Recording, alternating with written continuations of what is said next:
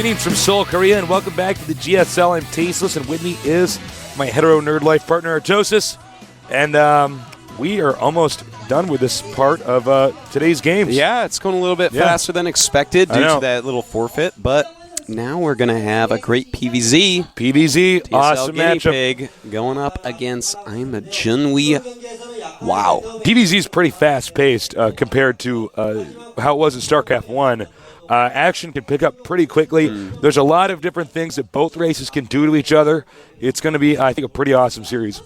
That's right. Now, Junwi, he is actually a legend of StarCraft 1, so this is going to be pretty fun. I remember this guy from way back in the day. Yeah. He's a great Zerg player, and in fact, I believe he knocked out GuineaPig from the Root team. Yeah, I think that's correct, yeah. Flew here for the GSL qualifiers and got to the finals, and then Junwi was like, no further, kid. Denied. In fact, I remember talking to GuineaPig, and he was saying, I have this guy in my group.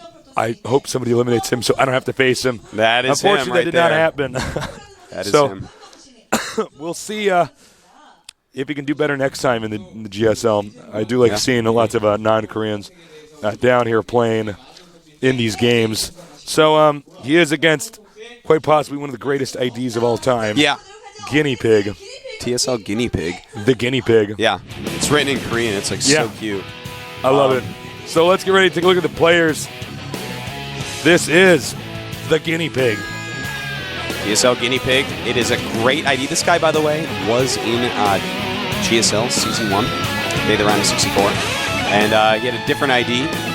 For the life of me, I can't think what it is right this second. I knew it this morning. Anyways. Could he be the chipmunk? No, he was in Prime. I wish. I know. But maybe a friend of the chipmunks. GuineaPig. One of my favorite animals tastes. I used to raise guinea pigs. Little known fact, before I wanted to be a pro gamer, I wanted to be a guinea pig farmer. What? Yeah.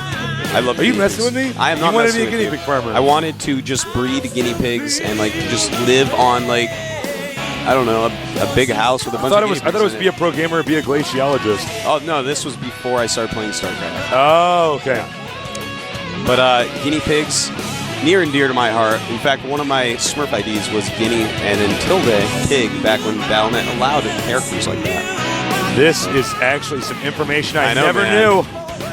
I have to keep some mystery in our relationship, Taste. That's so right. You keep loving me. All right. Here's I'm Junwi. This guy is a very deadly Zerg player. He is. I actually, with the SEM, used to practice with this guy some back in 03. A top-end Zerg pro gamer from StarCraft 1. Very fearsome. And in Incredible Miracle. So he gets to practice with the likes of Nesty. Yeah. And other great players. So definitely going to be a force to be reckoned with. Did not make it in last season. Made it into Season 1, but got eliminated right away. I believe he was one of our many Zerg pros that didn't know what the creep tumor was in that first season. If I recall correctly, I might be a little off. It's so funny to see how far we've come compared to what it was like in Season 1, where some of those games were actually making my eyes hurt. And now we're here in Season 3, and the play is so deep and complicated. I love it. Yeah. And it's only going to get better and better. It is. It is. We're going to look at the maps in a moment here, and these are some really great maps for this. Yeah. We're going to have a very balanced matchup No here. kidding. And it's just exciting because Incredible Miracle, one of the very best teams, no doubt about it. Yeah. And then, of course, TSL, in my opinion, the best team. You know, they got the fruit dealer. Great team. They got Clyde. They got Clyde. They got everybody. They got Clyde. That's what it's all about. The best. Yeah. Whatever team has Clyde is the best team, Tasteless, obviously. So this is going to be, I think it's going to be tough to say who's going to be the victor in this. Mm-hmm. Both these guys are very strong, very solid players. Yeah. PVZ is a very interesting matchup because, as I said before, there are actually so many openers that Protoss can do. There are. And so many techs that Zerg can have in the late game. All right, let's take a look at the map lineup now. Lost Temple, Shakura's Plateau, and Zelnaga Caverns. Really great lineup. Lost Temple is a very interesting map for this matchup because Zerg oftentimes will go Mutalisk on this map. The choke is very easy to defend, and you can Nidus to the islands, and Protoss can never, ever attack those islands if you notice them. It's not going to happen. You just have to watch out for huge blink attacks, huge timings that will go around the spine crawlers that you'll have at your natural. So there's a very good chance we will see Junwi go for Mutalisks on this map. I think you're right. I think the Mulus play is quite strong. It can be countered by Mass Stalker with Blink. Yeah. But, it's tough to say. It also, of course, depends on the openers, too. If he's going to one base, or he's going to fast expand. PVZ, I just love this matchup. For me, it's actually the matchup I always think of when I think of StarCraft. Yeah. Probably because I was a Protoss player in StarCraft. Most likely. But I think it's going to be a pretty sick series. By the way, thanks again to our sponsors and all you guys for tuning in. It's a real pleasure to be casting these games for you. I know we're doing like a ton of them in one day, so we can be a little bit bumpy at times, but it is an honor and a privilege. And let's get ready for this awesome series.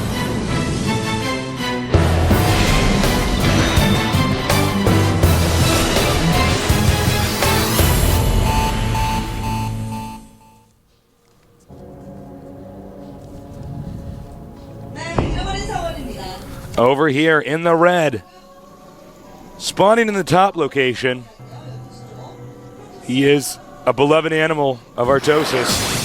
GSL GuineaPig. GuineaPig. Down here in the blue, controlling the right corner. I am Junwi. Now they're very close. We always want to watch for this at the start of the game. The Overlord moving out. GuineaPig sending a probe down. Probably going to make a pylon, well, right there on the high ground, it looks like. Interesting. If he doesn't go Forge first, I'll be a little bit surprised because it's really easy to fast expand with the Forge here. Roaches really can't stop it. So, yeah. Okay, here comes the Overlord. Spots it, turns around. That's right. Protoss didn't check. I'm surprised from these players who are not checking against yeah, it's Zerg for that. It's almost unbelievable to me that they don't just incorporate that into their scouting. It's so weird. It's kind of a shame, actually. It's an easy thing to put in there. Everyone at home, do it. Do it. Just find out the timing that Overlord will be there. Send the probe out for half a second. You know? Give up like a few minerals to gain a massive position. Let's face it, if you spotted that Overlord, you might be able to go down here and force him to not make a hatchery. Yeah. That's like the difference in the entire game. You always want to force her to not make a hatchery. Then they might get in a build they weren't prepared for. It could change the entire landscape of the game. And in fact, our Protoss player is scouting both mains, so it looks like he's just trying to check for exactly what Junwi is doing, which is in fact going to be a 15 hatchery. So he may be just throwing up a Forge and trying to get rid of him. He might also just get a Nexus. Yeah, definitely a possibility. And let's see what he does decide to do. Zerg wants to block this entrance so you can't pylon, and cannon rush the expansion. Meanwhile, we have a second pylon. A second pylon. He's actually just continuously chrono boosting probes out here. Whoa, this is actually so cool. Yeah, this is really interesting. This is so cool. Oh my god. He is just chrono boosting probes. We've got to take a look at this unit count. Yeah. 18 probes to 14 drones right now. Really neat. It's funny because, in StarCraft 1, excuse me, in StarCraft 1, you were always trained, all right, we'll just go ahead and make the Nexus now, but, with the chrono boost ability, yeah, you might as well just keep hammering out more probes. You get that Nexus a little bit later. Yeah, the saturation on his main is already amazing. You look at that. And he's up to 20 probes against 16 drones, so what can I say, man? Really awesome. He's going to take a massive lead here.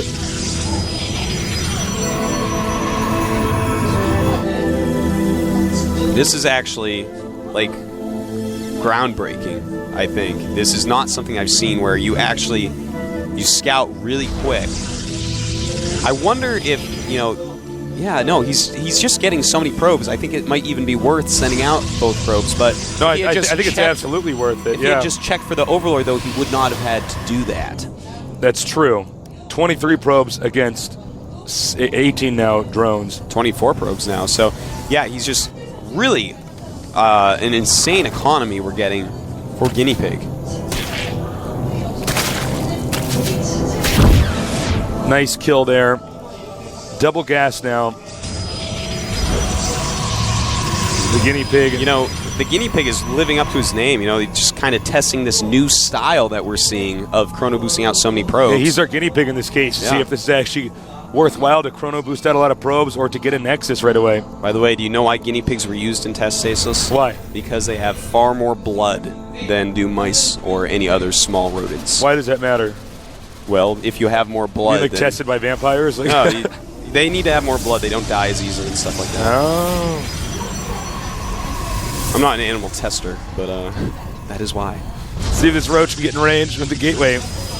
Yeah, you should be able to get in range of it a little bit. Just back him up a little bit. Roaches often stutter forward slightly. Yeah, you got to use the H key and right-click them forward. Exactly, exactly. In fact, I'm sure that there's an angle on that gateway that he could have hit. I think if he had it about right there, I think he could get it from one corner. Yeah. Maybe with 1 or 2 Roaches. I think 2 Roaches probably could have been hitting that gateway. Uh-oh. Blunder. Oops. A blunder. Oh, no. Sorry, Junwi. Oh, no. I lost my overlord. All right, so right now, we have 37 probes and no units for our Protoss player. So awesome. What a cool build. And going for a Stargate right away, I bet you we see a Void Ray. Betting bottom this dollar. is smart because he spotted the Roaches. Yep. So he's saying, all right, well, and then by the way, Nidus. Now, let's see. The probe being so smart, moving back and forth, checking for this. And here's the thing. If you actually do this Nidus Roach build, because I have tried this against builds like this, and then a Void Ray pops up, oh, man. I mean, you spent so much gas on Roaches and Nidus and Lair. Here it is. Not a good place to be in. And he's going to bring all his probes over there as soon as he sees it. And there you go. He's going to be able to end that Nidus. Uh-oh. Actually, I don't know if he will. Yeah, he will. Sorry, Nidus. Oh, actually, yeah, you're actually right. He will. Believe me, Nidus. I thought the Roach was gonna pop out just a little bit quicker. Now this Void Ray might be able to wreak some havoc. He's gonna do it again. Very smart. Immediately throwing this one up. Some Roaches may get out of here. What do you? There he goes. Kills it. And we should see another Nidus going up immediately. Yeah, he wants to keep doing this. There it is. Oh, no, it's not. Never mind, he's not even. I'm like, oh no, that's an Overlord. It's becoming a little bit too expensive. He sees the Void Ray, has to prepare for that at home. More Void Rays on the way. Yeah, in fact, he's going Void Rays and he's upgrading air attack. So we're going to see kind of a Sky Protoss play. The Guinea Pig. GuineaPig, man, testing out new builds. He's our Guinea Pig. I love him. I love that Guinea Pig. I believe that when you had a pet Guinea Pig, you actually, that's what made you become a vegetarian? It is. And another Nidus, just keeping those Void Rays out of his base, but every time it costs him 100 minerals and 100 gas, and a little bit of pride. You know, actually, actually, he's losing a considerable amount of money constantly trying to get rid of these Nidus worms. Yep. There's still one more. Actually, not anymore. Phoenix spots it. Let's see what the Zerg's going to do next. Definitely take 2 Hydras. And he's going to want to pop those out pretty quickly here because the Void Rays are getting high in number. There are 3 Voids out and 2 Phoenix. And Void Rays going in all directions looking for hatcheries. Yeah. Overlords as well. Yeah, when you get a bunch of Void Rays out like this, you can bully the Overlords back into the Zerg's base. So suddenly the Zerg doesn't have all the intel that he was having before. You know what I really like about this build too, by the way, is it's going to tell the Zerg to not go Mutalisks, which Zergs love to do on this map. Oh, yeah. Now he has the Gateway Explosion. You can just start mashing up a ton of gateways. And he's just going to be able to make a serious amount of Stalkers, Zealots, whatever he wants. Phoenix is over here. If he doesn't have enough Hydras, he actually could, like, he pick only up the has Hydras. a handful of Hydras here. Yeah. You'd be surprised by picking them up and using Void Rays. Gets pretty gross. Uh-oh, they're going to get charged up soon. Picking up some of them. Void Ray getting low. And this actually might just kill Junwi. This actually could be GG right here. In this weird build. We do have a lot of Hydras popping out, though. Yeah, that's true. If you can get this hatchery, though. Yeah. Killing the Lair would be absolutely sick. Going after the Hydra then. And if he kills that, I mean, we're just going to have to see a GG. This Void Ray is somehow alive with 2 HP. And the Hydra Den. Just tomb. Oh, man. Yep, that I believe is going to make it GG. Yeah, one last Hydra coming out, being lifted up. And there GG. it is, GG. Guinea Pig. The Guinea Pig has spoken. I never knew Guinea Pigs could be so deadly. They are fierce creatures. They are deadly creatures. Little potato-shaped furry balls of fur. Of death. Yeah. Amazing play there. Is he like getting out of the... All right. He's trying to get out of the booth. So he doesn't know we I don't actually think he's locked really those allowed doors. to. I don't know. That's kind of weird. I actually have like a switch under this table. I control and lock him. Wouldn't it be crazy if like we killed the loser? Like he's like, no, I lost. And like hit this button and poison gas goes in there. And he's like, oh, like banging on the window. That would be. Everybody in the audience is like, carnage. Like, but we're not that extreme here. We're actually pretty nice people. No. At GOMTV. So that build Yeah. was unique. It was. That build had some personality. It was, man. GuineaPig. And it looked pretty strong. Great name, great build. I love the double pylon and just chrono boosting out probes and then making the Nexus and basically 37 probes before he started a unit. Yeah. Wow, that's that is what crazy. we call economy. Well, it's interesting because it shows us that Zerg have to be very careful when the Protoss fast expands because they can't just expand with the Zerg. I mean, with the Protoss, excuse me. They're not going to get an even advantage. You know, you can see how much stuff the Protoss was able to get because the Protoss could just chrono boost the hell out of the Nexus and get so many probes. He was really ready, too, for any Niduses popping up, scouting all over the place. And GuineaPig actually had to pee. That's what just happened. He ran back, peed. He's going back in his booth, as you see behind me there. I need to pee. You can't leave. I know. Sorry. You're not as lucky We as don't know. GuineaPig. They don't know. We might not. We might be sitting on toilet seats or something. They can't see what's underneath the desk. We have no pants on. I have no pants on. Anyways, awesome build. I can't wait to watch the Shakuras Plateau game and see what GuineaPig has planned for us. Yeah. Because it was definitely very entertaining. Junwi, if he goes out again in the round of 64, he's just going to be like, oh. That's going to be brutal. Maybe I'm too old for this, you know? Well, GuineaPig, I think it's going to be pretty tough to beat him. In PvZ, I mean, if that build, which was so unique and so calculated, he managed to pull it off, I mean, I would be surprised if he doesn't have several more builds like that he could come up with. I'm wondering what he's going to do on this next map, Shakuras Plateau, because it is a slightly different map. Yeah. Very big map. This one, actually, if you're really clever with your Roach and Nidus play, you can break down, if you start off pool first, a Protoss that goes cannon expansion. Right. It's absolutely doable. So we'll have to see. I think Junwi is going to go ahead and hatchery first again, though. These Zergs are so greedy. They love their hatchery first builds. So I think that's what we're going to see. And we've seen a lot of Zergs having a hard time with the hatchery first build. The countdown has started. I hope GuineaPig's in that booth. Get ready for game number 2 with GuineaPig against I'm Junwi. Any second now. Yeah. For a second, when he was getting out of the booth, I thought that I was confused and that was like the second or third game, but it wasn't. All right, get ready.